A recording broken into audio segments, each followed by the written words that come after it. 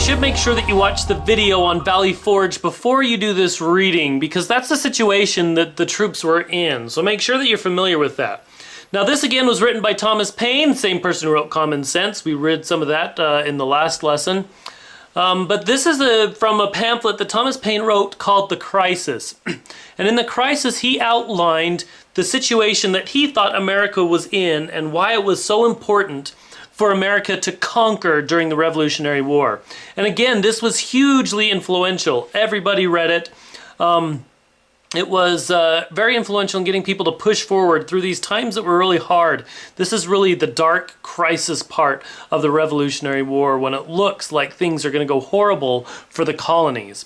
So let's read this and pay attention to how he describes this and how he motivates the people to be brave and to push forward even in these times. So let's read along. I'm going to read and we'll stop and talk about it a little bit here and there. So he says, "These are the times that try men's souls. The summer soldier and the sunshine patriot will, in this crisis, shrink from the service of their country. But he that stands it now deserves the love and thanks of men and women. Tyranny, like hell, is not easily conquered, yet we have this consolation with us, that the harder the conflict, the more glorious the triumph." So again, he's playing to their sense of accomplishment and that if you work hard now, you will come out conquerors on what will be remembered as one of the great triumphs, like conquering hell. He compares it to conquering hell. If we can conquer this, we will be heralded as great heroes by those who come after us. So going on, what we obtain too cheap, we esteem too lightly. It is dearness only that gives everything its value. So he says if this is really something that's worth sacrificing for, then this must be a glorious blessing coming up. So because there's this glorious blessing, it does take a big sacrifice right now. That sacrifice somehow will bring these great blessings to us. So what we obtain too cheap, we esteem too lightly. If this was easy, we wouldn't think that it was all that great a thing, that freedom is such that great a thing. But because this is hard, our freedom will be very valuable and dear to us. It is dearness only that gives everything its value. Heaven knows how to put a proper price on its goods, and it would be strange indeed if so celestial an article as freedom should not be highly rated. Again, because freedom is such a valuable prize, it comes at a great cost, is what he's saying. Britain, with an army to enforce her tyranny, has declared that she has a right not only to tax, but to bind us in all cases whatsoever. And if being bound in that manner is not slavery, then there is not such a thing as slavery upon earth. Even the expression is impious. For so unlimited a power can belong only to God. So he's talking about Britain has taken upon itself the power to control us like slaves. And no one has that power except for God. So it is our right to stand up and defend ourselves and to earn our freedom. Going on. I have as little superstition in me as any man living, but my secret opinion has ever been, and still is, that God Almighty will not give up a people to military destruction, or leave them unsupportedly to perish, who have so earnestly and so repeatedly sought to avoid the calamities of war by every decent method which wisdom could invent. So here he is saying that he believes, it is his belief, that God will help them in this matter, because they tried, remember the events leading to the revolution, they really did try to talk and work things out with Great Britain, and only when it got so bad did they decide to declare their independence. He said, because we worked so hard at this and tried our best not to have war, now we can rely on the power of God to help protect us. That God will support us in this thing that we're doing, is his opinion. Going on. Neither have I so much of the infidel in me as to suppose that he has relinquished the government of the world and given up the care and given us up to the care of devils. So he's saying God's not forsaken us, God hasn't left us, he still cares about us and will support us. And as I do not, I cannot see on what grounds the King of Britain can look up to heaven for help against us.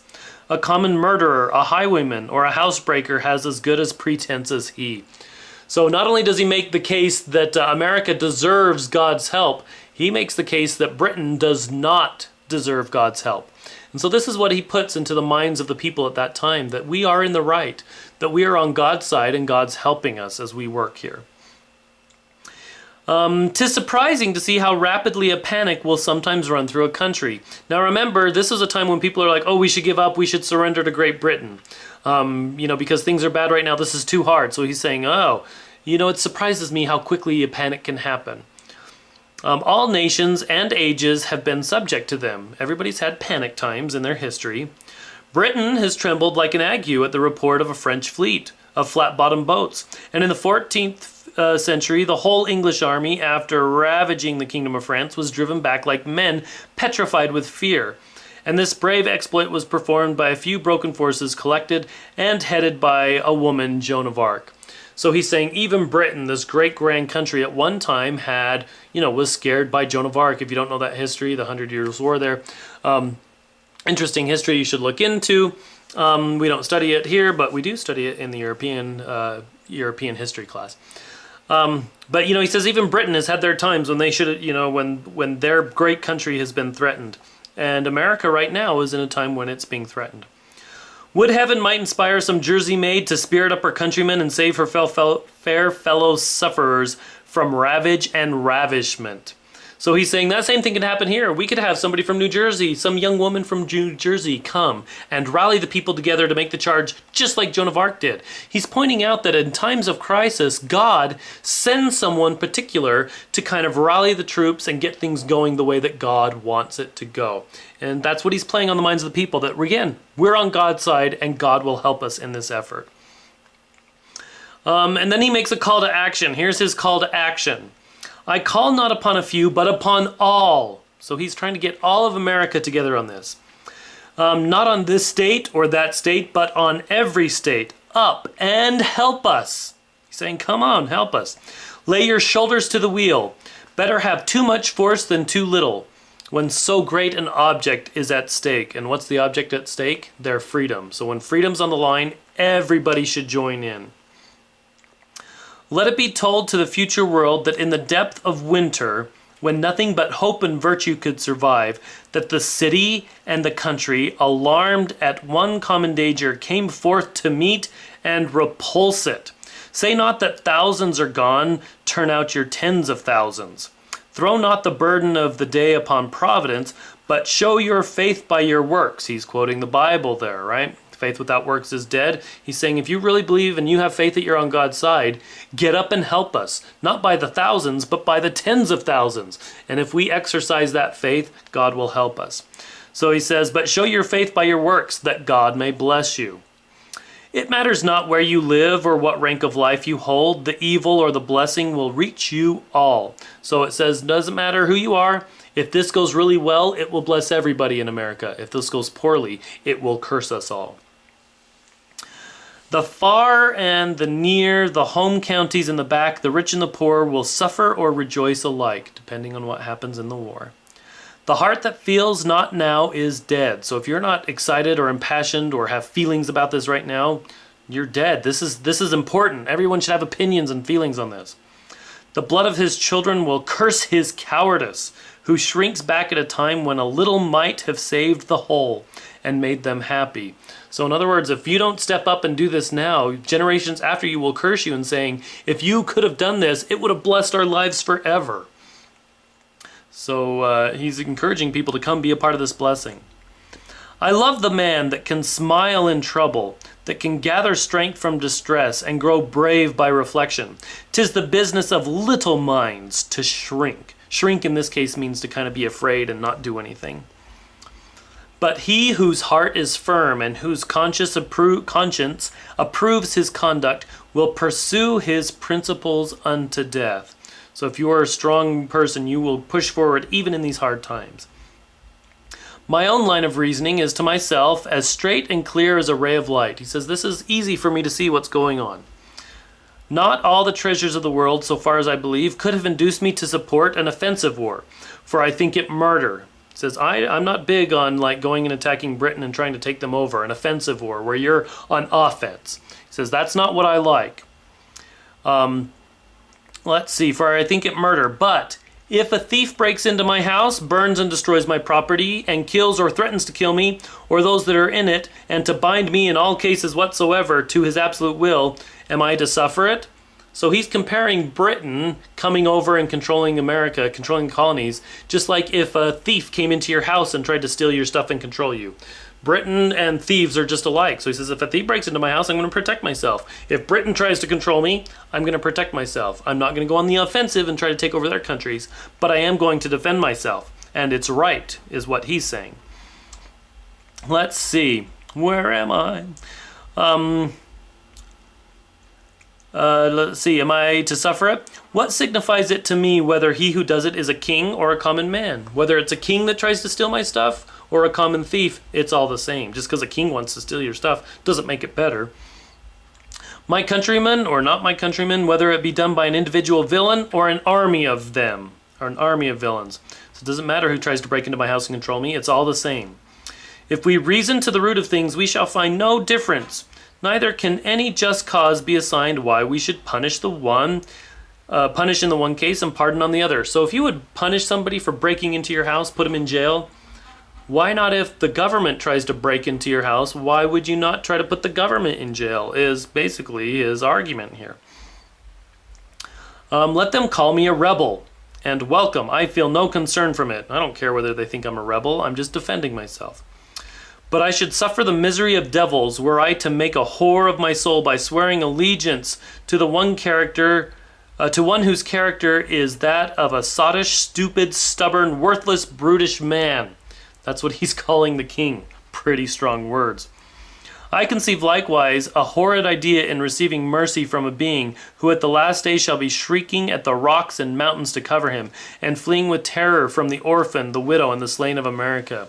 So he says, why should I be loyal to the king if, in the next life after he dies, this king is going to be a nobody because he's going to want the rocks to cover him up and begging for mercy because he was not righteous in this life. Why should I be loyal to that king? There are cases which cannot be overdone by language, and this is one. There are persons, too, who see not the full extent of the evil which threatens them. They solace themselves with hopes that the enemy, if he succeed, will be merciful. So he's saying there are some people who say, oh, the king's not going to be that bad to us. He's not really going to control us. He's not really going to take our property. But that's not a good argument, according to Thomas Paine. It is the madness of folly, he calls it, to expect mercy from those who have refused to do justice. So if you expect Britain to be nice to you now, says you're crazy. And even mercy, where conquest is the object, is only a trick of war. The cunning of the fox is as murderous as the violence of the wolf, and we ought to guard equally against both. I thank God that I fear not. So he's showing his strength, even though the whole country is like, what's going on? This is a hard time. I'm fearful for what's going to happen. He's putting on a strong face here. I thank God that I fear not. I see no real cause for fear. I know our situation well and can see the way out of it. And what's the way out of it? The way out of it is showing that faith in God and supporting the cause, knowing that God will help us. That's the way he puts it. By perseverance and fortitude, we have the prospect of a glorious issue. That just means that great things will happen if we have perseverance and strength. But by cowardice and submission, the sad choice of a variety of evils, a ravaged country, a depopulated city, habitations without safety, and slavery without hopes, our homes turned into barracks and bawdy houses for Hessians, and a future race to provide for, whose fathers we shall doubt of. So he says if we don't do this, he paints a picture there of an awful country where, we're just controlled, and he calls, the variety of evils, ravaged country, habitations without safety. That's what's in store for us if we don't show our faith now and support the cause of war. Look on this picture and weep over it. And if there yet remains one thoughtless wretch who believes it, let him suffer it unlamented. So that's his call to duty there, and the whole pamphlet is much larger. This is just an excerpt, but those are some of his main ideas. That America is on God's side. That if we show faith by supporting the word cause, God will help us, and we will accomplish something great, something that is worth the sacrifice, and generations after will praise us. Now, I think the nice thing is that you can really see how Thomas Paine's words kind of came true. America, great place, and the freedoms that we enjoy here spectacular, huge. They really did bless generations and generations after this. But it took great sacrifice then. And it was these words, among other things, that helped buoy the soldiers, helped them see the purpose of their sacrifice, and helped them push through and be strong. During this time of Valley Forge, which was otherwise a really dark, hopeless time when things were very discouraging. But America pushed past it and became conquerors in the Revolutionary War.